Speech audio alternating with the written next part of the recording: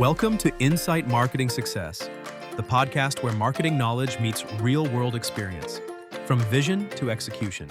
Today, we have Morgan Ipanema with us and look forward to this conversation. Morgan, I had the opportunity to meet with you, but for those who don't know you, who are you? I am Morgan Ipanema. I'm the founder of Ipanema Law. It's a business and IP firm for entrepreneurs. We're boutique. We work with a lot of small businesses, first-time founders, and my goal has really always been to make legal feel accessible and approachable because, as I'm sure you're aware, the legal field is very stuffy and rigid and formal and intimidating. So my goal has really always been to bring a softer, more feminine, and approachable lens to something that has historically been so gatekept. Wonderful. Well, tell us about your education. Did you start in law or did you start in something else? I started in marketing, actually. So I was about to graduate with my marketing degree, and then I saw this incredible documentary. It was an environmental documentary, and the guy was talking about how he was in marketing and they were arguing over toilet paper. And he was like, what am I doing here? I need to go save the world, basically.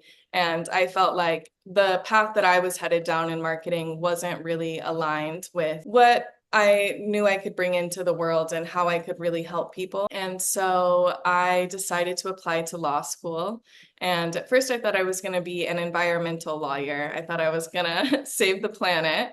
After getting into it a little bit, I realized that it was very administrative, and that really wasn't what I liked to do. I liked the negotiation side, the business side, and really working with people. So I did some civil rights work, some constitutional law work. I worked for the ACLU and I worked for a real estate firm. And then I was working for a nonprofit, and I heard my former mentor on a podcast, which is a manifestation podcast that was very woo-woo. And I just really was inspired by him and the clients that he was working with and his whole approach. So I reached out, and by the end of that call, I was working for him.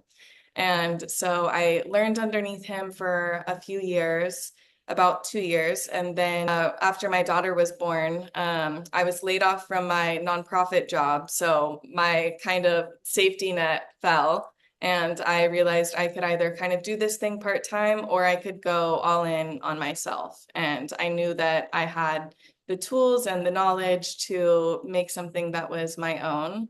And so I launched my own firm just a month after my daughter was born.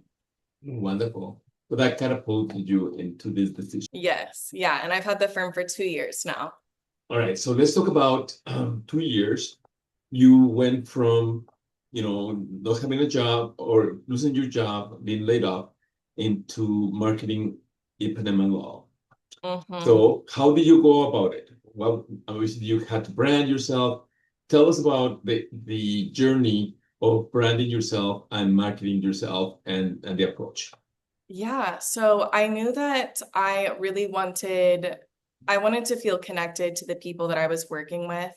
I didn't want it to feel transactional, which I think a lot of lawyers probably wish they had, but the system set up, it does make it extremely transactional. It's billable. It just feels like a transaction. So a lot of my marketing was, of course, building out a beautiful brand and making it beautiful, but it was really about creating relationships with people that really inspired me and that I wanted to support. So a lot of my focus went into building relationships with female founders and just creating really organic relationships and word of mouth and into all of their networks as well.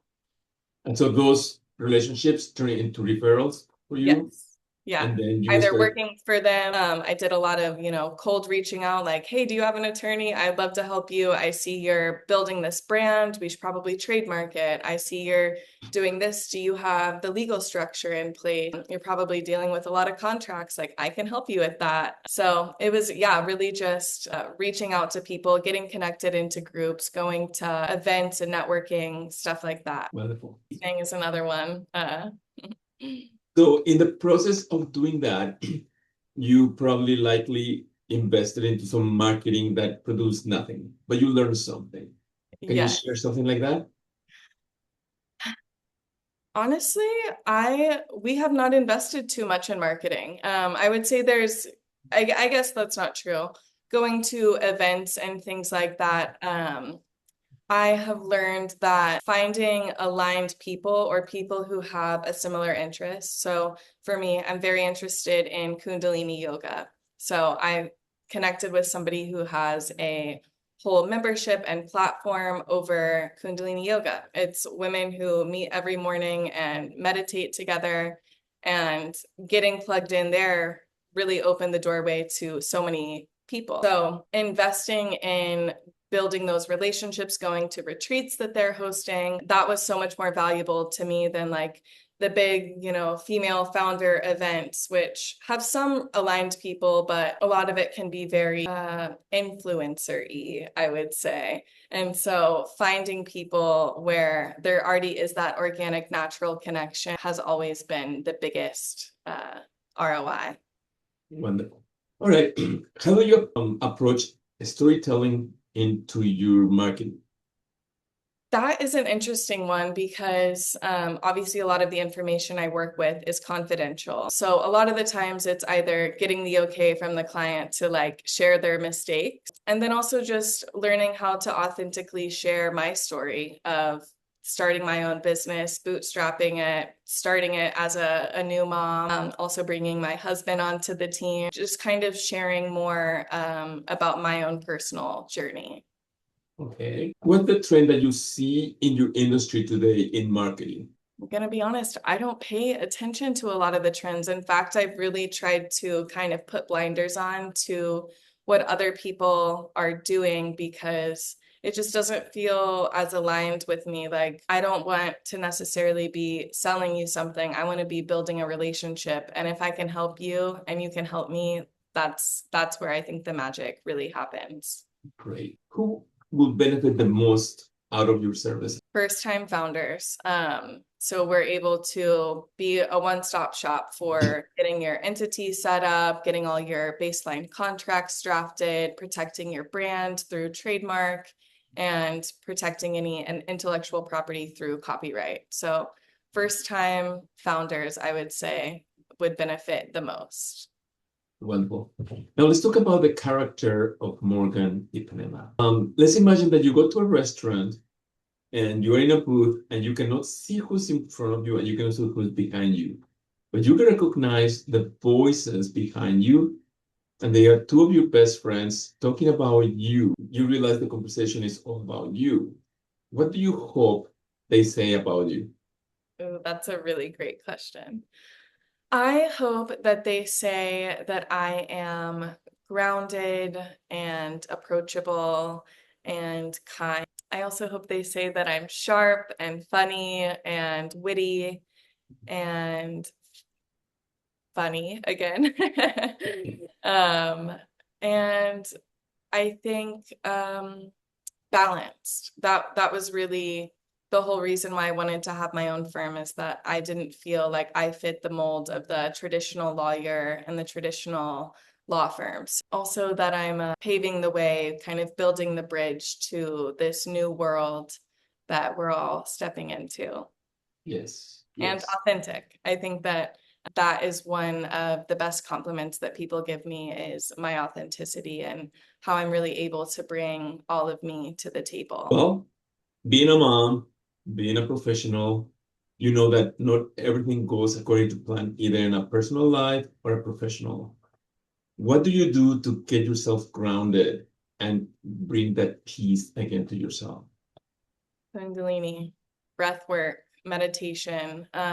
So having a daily practice where I am sitting on my meditation cushion, I am breathing, I'm connecting with myself. That is a big one. Being outside, enjoying my coffee, having my feet on the earth, really just connecting. And also disconnecting, being off my phone whenever I'm trying to spend time with family and not just, mindless scrolling.